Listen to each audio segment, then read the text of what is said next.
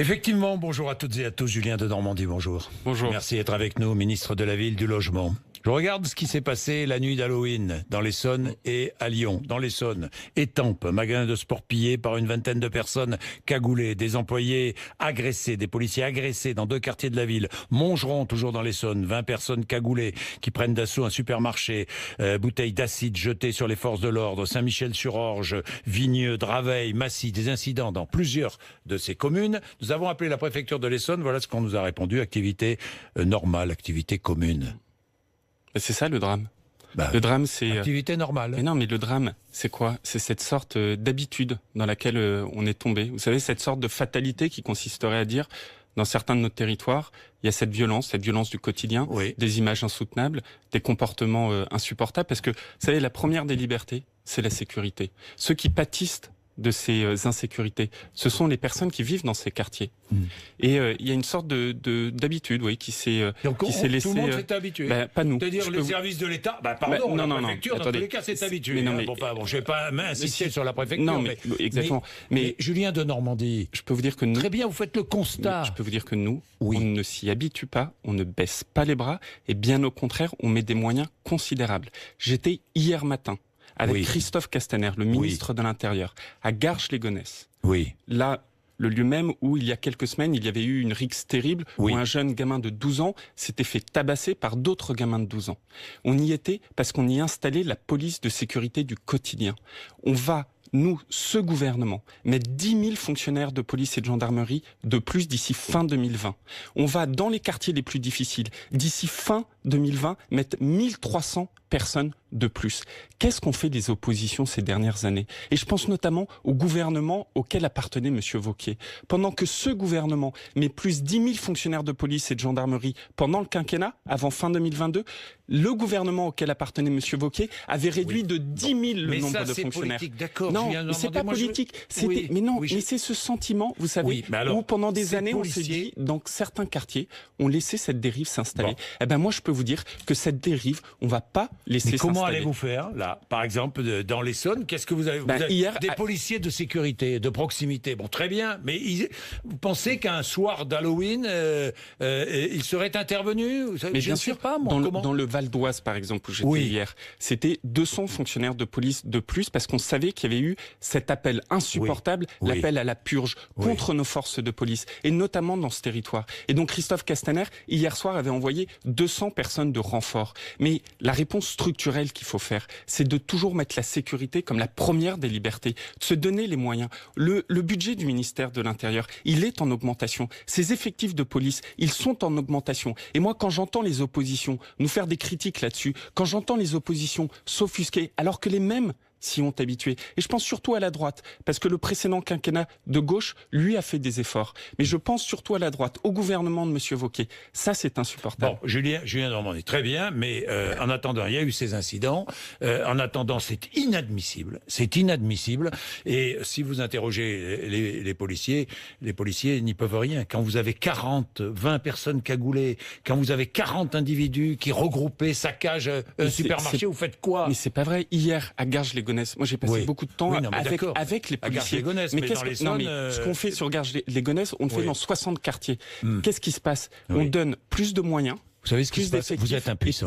Non, je suis pas d'accord. C'est justement. Vous n'êtes pas d'accord? Non, je suis pas d'accord. Moi, je pense que vous êtes impuissant. Non, moi, justement, je pense trop longtemps, on s'est dit, il y a une certaine impuissance qui s'est installée. Je peux vous dire que non, il n'y a pas de fatalité dans tout ça. La première chose qu'il faut faire, c'est mettre plus de moyens de sécurité. C'est donner plus de nouveaux outils. Qu'est-ce que c'est que la police de sécurité du quotidien? C'est par exemple des tablettes qu'on donne aux agents de police pour que le temps de contrôle soit réduit, pour que le temps agent sur le terrain soit plus fort. Et puis après, il y a un deuxième sujet encore plus en profondeur.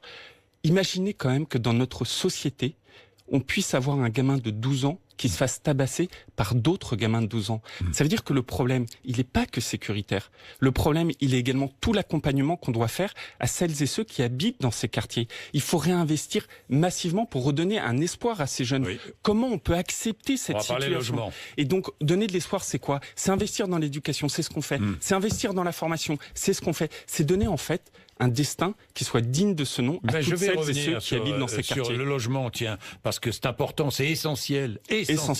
Bien, quelques mots de politique. Vous avez vu l'éternel retour. Nous avons l'éternel retour de Ségolène Royal. Nous avons maintenant Nicolas Sarkozy qui accorde une interview au point. Nous avons François Hollande qui ne cesse de multiplier les passages médiatiques ici ou là.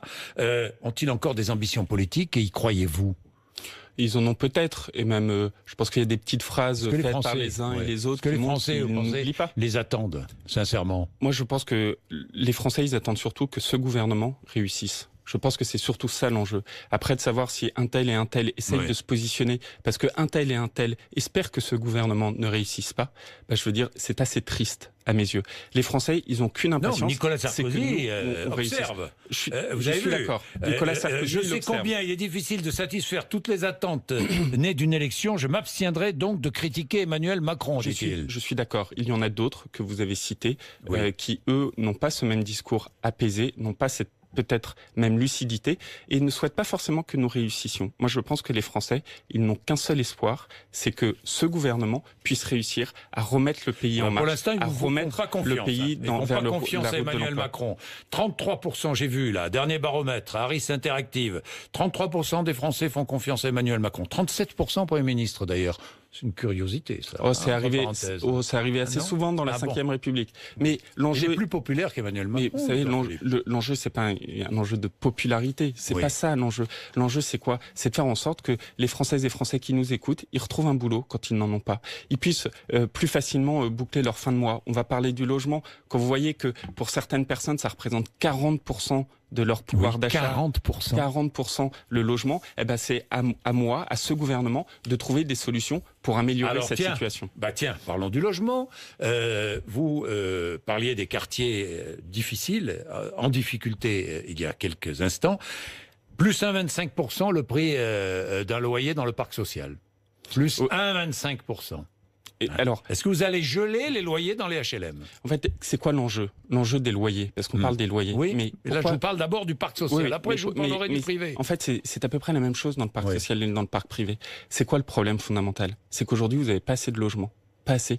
Songez qu'au moment où on se parle, on construit le même nombre de logements qu'au début des années 80. Oui. Depuis, vous avez 10 millions de personnes en plus qui vivent, et surtout, vous avez des familles qui se sont trop souvent malheureusement décomposé, c'est-à-dire il y a eu beaucoup de divorces. Donc vous avez une pression sur le logement qui est dingue. Et donc c'est quoi la solution pérenne? Qu'est-ce qu'il faut faire?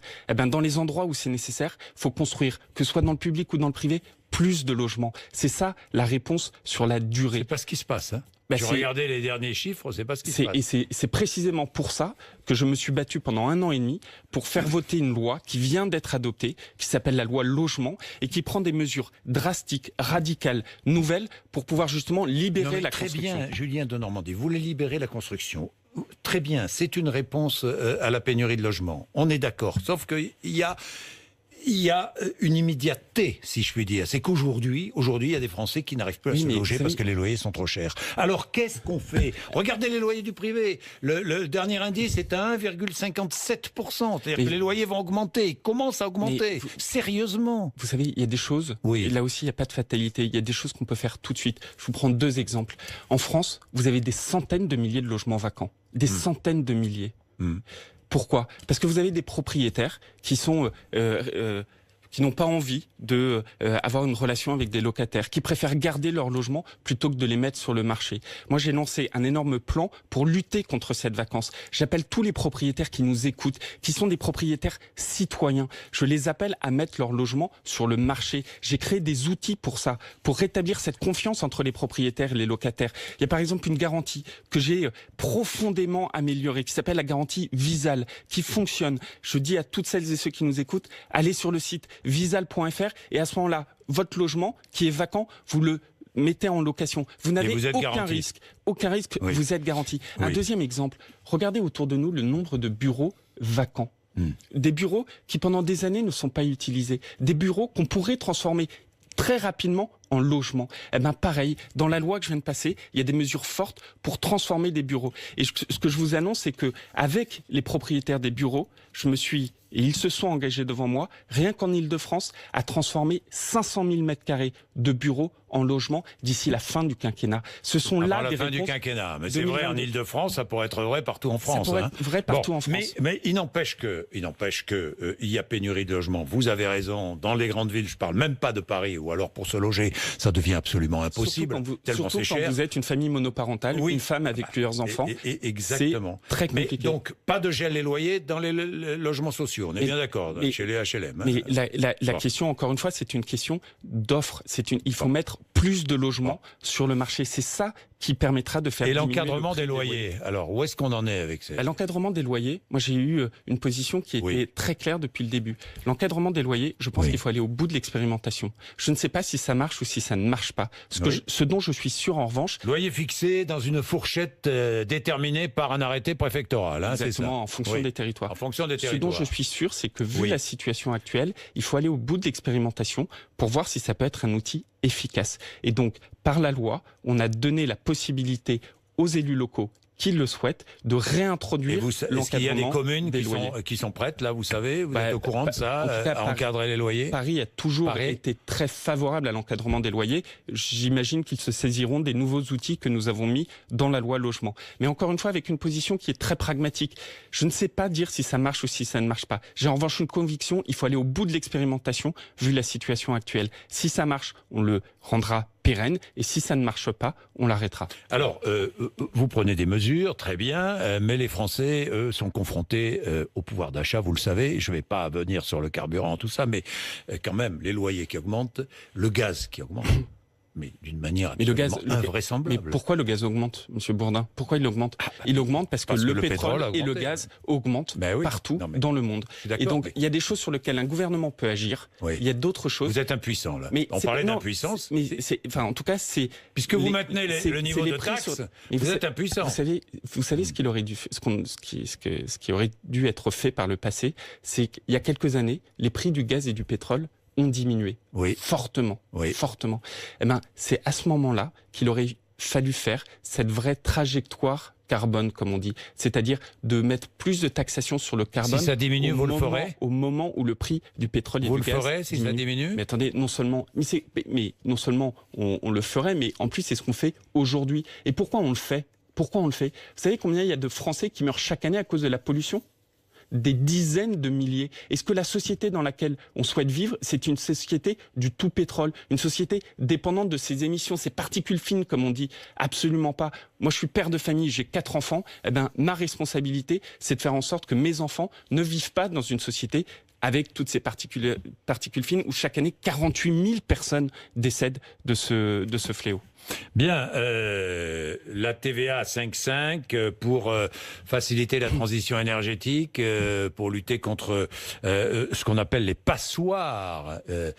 Les passoires climatiques, énergétiques, enfin tout ce qu'on veut. Une passoire, c'est quoi? C'est un logement où l'air entre, où on est mal calfeutré, les combles, les fenêtres. Bon, TVA à 5,5 pour les travaux. C'est un Français sur 6. Je sais. Alors, qu'est-ce qu'il faut faire? En fait, il faut, au-delà des sujets de TVA, il y a surtout des aides financières. Je sais qu'il y a plusieurs aides. Il y a beaucoup d'aides, et notamment on les a profondément renforcées. Mais attendez, vous êtes bien marrant avec vos aides, mais je vais vous dire, vous le savez. C'est-à-dire que les aides, on les touche après les travaux. Et souvent, on les touche. Non. Il y a une aide. Comment? Non. Ben non, il y a une aide. Bien souvent, c'est l'entreprise qui est obligée d'avancer. Non. Et de faire le travaux, qui ne trouve pas de financement auprès des banques. Il y a une aide qui en ce moment... il y a eu une publicité assez importante faite dessus du fait du comportement d'un député de la France Insoumise, si vous voyez ce que je veux dire, qui s'appelle l'ANA, l'Agence nationale de l'habitat. Il n'a pas triché. Non, c'est légal. Ce qu'il a fait est légal. Après, c'est une question de moralité. Ce qu'il a fait, c'est légal. Il a déclaré ses revenus d'il y a 2 ans. C'est légal. Il est en règle, je le confirme. Après, c'est une question de moralité. C'est-à-dire qu'il savait très bien que ses revenus avaient significativement... Il y a une faute morale de sa part? En tout cas, moi, je suis pas là pour juger... Alexis Corbière. Je suis pas là pour juger sa propre morale. Ce que je veux dire, c'est que moi, à sa place, je ne l'aurais pas fait. Oui. Je ne sais pas comment être plus clair. Moi, à sa place, je ne l'aurais pas fait. C'est-à-dire qu'il a déclaré des Moralement, c'est revenus. condamnable. Ouais. Il a déclaré des revenus d'il y a 2 ans. C'est tout à fait légal, tout à fait, parce qu'il n'avait pas reçu son avis d'imposition en temps. Revenu de 2016, il n'avait pas reçu son avis d'imposition en Exactement, 2017. 2017. Ouais. Donc c'est tout à fait Et légal. il a été aidé en 2018 par l'ANA. Exactement. C'est tout à fait Qui légal. aide les ménages les plus modestes. C'est ça. À rénover leur logement. Voilà. Après, Le résumé. encore une fois, si moi j'avais été à sa place, je ne l'aurais pas fait. Bon, Mais c'est pas alors ça. revenons Non, sur les oui, aides. mais c'est pas ça, justement.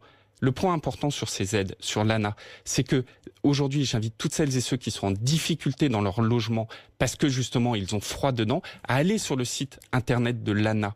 De la même manière, on a profondément réformé ce système. On a mis beaucoup d'argent pour que chaque année, on puisse rénover 75 000 logements chaque année avec ces aides. Il faut aller sur ce site, bénéficier de ces aides et en plus, c'est des aides directes. Mais il faut attendre la fin des travaux bien souvent. J'ai eu des dizaines de témoignages, Julien de Normandie. Il faut attendre 4 mois, 6 mois avant de toucher les aides. Mais vous savez, moi je suis d'accord avec vous. L'administration met un temps fou. Mais attendez, on fait la demande, on veut faire les travaux parce que l'hiver approche et c'est l'entreprise qui est obligée d'avancer. Mais le constat... Et on paie après. Le constat qui... Parce qu'on est aidé après. Le constat qui consiste à dire que l'administration doit faciliter la vie, faciliter la tâche de nos concitoyens. Mais je le partage. Sur ces aides, alors vous les politiques, agissez sur l'administration. Sur ces aides à la rénovation énergétique, oui. On a fait le ménage dans toutes ces aides. On a annoncé avec François de Rugy, il y a 3 semaines, un grand programme qui s'appelle le programme FAIRE. F-A-I-R-E. Ce programme FAIRE permet de concentrer sur une même plateforme toutes les aides dont nos concitoyens peuvent bénéficier pour rénover énergétiquement leur habitat. Donc votre constat, je le partage, mais en plus, j'agis. Bon, plan grand froid, puisque ça commence. Ça commence aujourd'hui. Plus d'expulsions Exactement. Jusqu'au 31 mars. 14 000 places d'hébergement supplémentaires dans toute la France, j'ai vu. Exactement. Est-ce que vous allez, par exemple, ouvrir des centres réservés aux femmes ? Oui, alors c'est une problématique qui est incroyablement importante. Qu'est-ce qu'on constate sur le terrain ? C'est que la situation, elle est difficile et que depuis plusieurs années, il y a des femmes et des enfants à la rue. Là aussi, on s'y est habitué ces dernières années. Moi, je baisserai jamais les bras. J'agirai avec énormément de détermination, beaucoup d'humilité également, main dans la main avec les associations, et on ouvre effectivement des places réservées aux femmes seules, c'est important, et aux familles. Et donc on ouvre des sites dédiés, avec un accompagnement précis. On va même plus loin. On crée des unités qu'on appelle les maraudes, qui sont ces personnes, ces travailleurs sociaux qui font un boulot formidable, qui vont vers les gens en détresse, qui vont au contact des personnes qui sont dans la rue. Et on crée des équipes spécialisées justement pour aller vers ces femmes isolées ou aller vers ces familles. Donc oui, je vous le confirme, parmi l'ensemble de ces places que nous allons ouvrir, il y a une priorité absolue donnée aux femmes et aux enfants. On ne peut pas accepter que quiconque dorme dans la rue, mais encore plus quand c'est un enfant. Emmanuel Macron, je ne veux plus personne dans les rues, dans les bois, sans abri. C'est ce qu'il disait en quoi ? En juillet 2017. Oui. Nous sommes en novembre 2018. Alors, on est bien d'accord. Mais vous savez... Je viens de Normandie. Alors, quand même, j'ai une autre question à vous poser. Très bien, vous ouvrez des places l'hiver. Mais pourquoi beaucoup de ces places ne sont pas pérennisées ? Parce qu'on meurt autant l'été que l'hiver, quand on est sans abri. On meurt toute l'année dans la rue. Oui. Alors pourquoi est-ce que 36%, j'ai vu le chiffre, de ces places ne sont pas pérennisées ? Parce qu'aujourd'hui, là, ce que je vous annonce, c'est qu'en fonction des températures, on va ouvrir jusqu'à 14 000 places. Oui. Mais toute l'année, j'en ouvre 136 000. Toute l'année. C'est ça.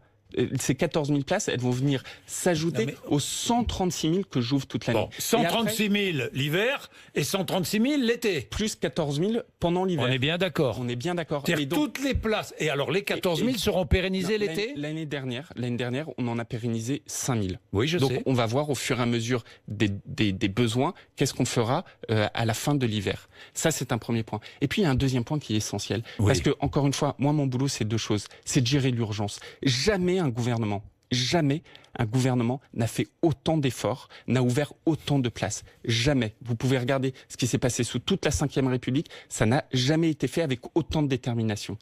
Mais il faut aussi apporter une réponse de fond.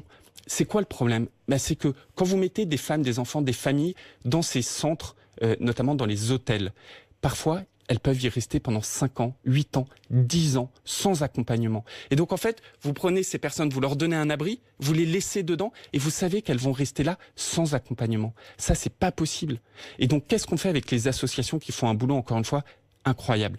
On va travailler ardemment pour pouvoir sortir ces personnes de l'hébergement d'urgence et leur donner un vrai logement. C'est ça qu'il faut faire, pour les sortir de cette précarité, pour leur donner une clé, un chez-soi, pour faire en sorte qu'ils aient une adresse. Parce que quand vous voulez vous réinsérer, si vous n'avez pas d'adresse, c'est quand même très compliqué. Et pour vous donner, là aussi, un seul chiffre, depuis le début de l'année 2018, on a réussi à faire sortir 10 000 personnes de l'hébergement d'urgence vers un logement. On a mis des moyens considérable. On a travaillé avec les associations. En fait, au final, qu'est-ce que je fais? Je travaille sur l'urgence avec une détermination fondamentale, mais j'essaye aussi d'apporter des réformes, de structure, des solutions pérennes pour les sortir ces personnes de la précarité. C'est ça qu'il faut faire. Merci Julien Denormandie, ministre de la Ville et ministre du Logement. Merci à vous. D'être venu nous voir ce matin. Un 1er novembre, il est 8h54.